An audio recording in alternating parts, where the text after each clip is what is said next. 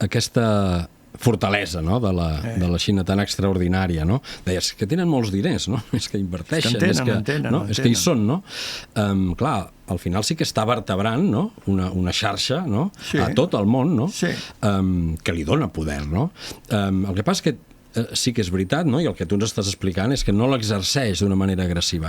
Per exemple, jo et pregunto que això ens porta gairebé al primer programa, quan fèiem aquella visió del món, teníem conflicte a Ucraïna, el tema d'Israel.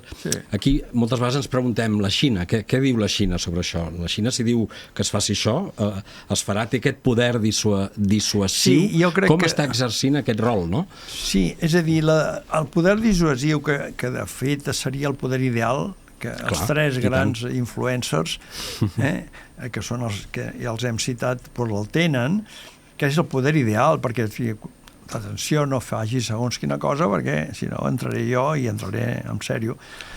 Jo crec que sí, que ja l'estan exercint en certa mesura, és a dir, que abans, sobretot, Amèrica feia el que li donava la gana, i això ara no és tan així.